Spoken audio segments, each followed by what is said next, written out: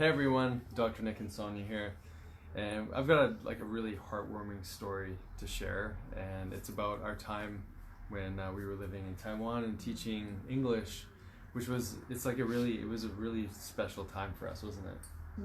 Yeah, it's one of those things where you don't notice how much of an impact it's going to have on you, and yeah, I'll just say right now, but it was a lot of fun. It was a lot of fun, and Yeah. you know what's funny is like when I think back at Dr. Sonya's and my time together, we have such fond memories of being around these little beings, and you know we used to teach them about like yoga and breathing and meditation, and you know we did some fun things with them that was not at all in the curriculum for these kids. We brought a lot of us into it, which was really great. And it just goes to show. So earlier today, I got this amazing message from this little boy, and this little boy, his name was Ace, and he reminded me so much of Soren. Yeah, same personality. Yeah. It's funny, and it wasn't until I got the message that I put the two together. It's like, that is Soren. Like Soren's such a little firecracker.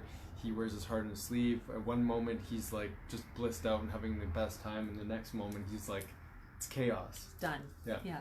And I still remember this little boy's face when he used to get upset, like just the poutiness, he would get so upset, and then he would just give the biggest hugs and sit on my lap and we'd draw together. Like how many hours did you spend drawing with these kids? Yeah, it was just so genuine and so sweet, and all they want is your presence and your attention, and our kids remind us of that all the time. But then after Nick got this letter today, I was like, they forced us to practice that with them, and we don't always do that in our everyday life, and especially with other adults.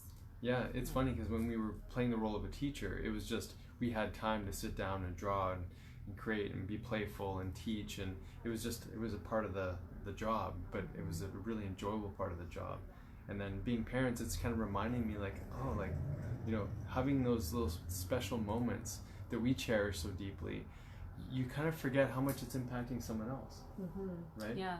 So share your letter story. Yeah. So I got this letter and not that you can pick favorites in a class, but this boy was really special to me. He was, like I said, I now realize that he reminded me of Soren, but he was telling me like how he grew up, what the rest of his like elementary school career was like. Like we met him when he was like 5 years old, and so we were with him for a little over a year, and so he's gone on to become this amazing artist, and I posted these pictures on Instagram because they're so beautiful. It blew me away to see that this little life force, this little being of emotion, turned into this amazing, creative young man. Like he must be like 16, 17 years old, and he told me he got into the top school. He's like this. He was really like shy about being in this top school, but felt so proud of himself, and realized that he has this amazing gift to share with art. And I mean, it blew me away just because, and not that I was the reason why he got into art, but I mean, that's what we used to do together. We used to draw together, and you just don't realize, those moments and what they can turn into for people. And the fact that he reached out and still had my letter that I gave to him when we left, I mean, it makes me emotional just thinking about it. Yeah, so it's, if you show up authentically as yourself and in your presence, you don't know what kind of impact you're going to have on somebody else's life.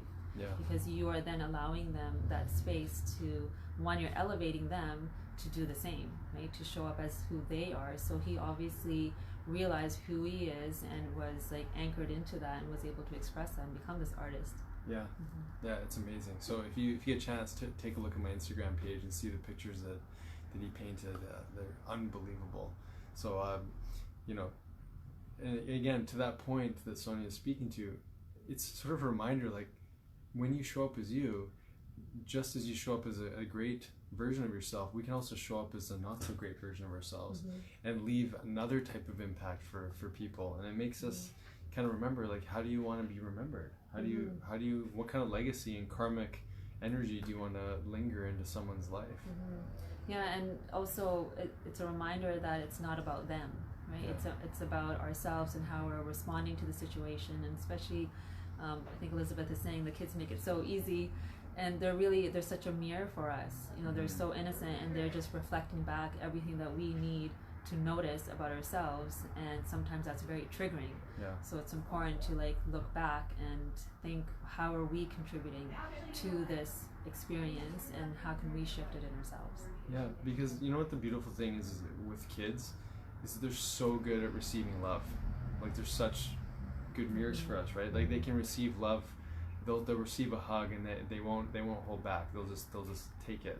And you know, are we still receiving of love as we get older, right? Yeah, I think we're too busy wearing the masks, building up the boundaries so that we feel safe. And that does begin at a really young age. And so I think as adults, if we can just show up as who we are and in our vulnerable selves, they are going to know that, because they can see the masks.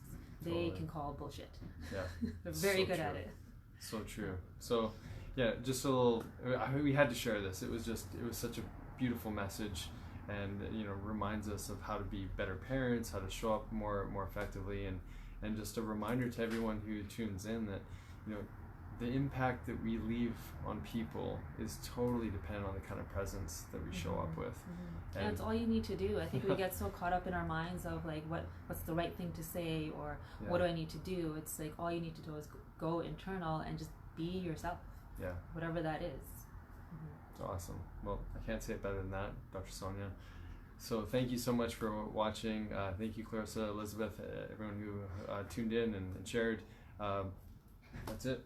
Yeah, and maybe leave your stories if you have any stories to share with us, whether it's with kids or not, or how you've shown up authentically and all of a sudden something's shifted in your life. Because I think the more we share that, we share our vulnerabilities, the easier it is to really feel like we're not alone.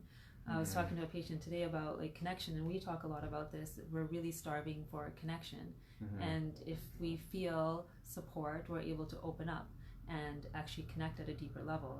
Yeah, and another option is maybe reach out to that person that lit you up and made you feel special, and maybe it's a good opportunity to say, you know what, I've been thinking about this person. I should really reach out and connect with them.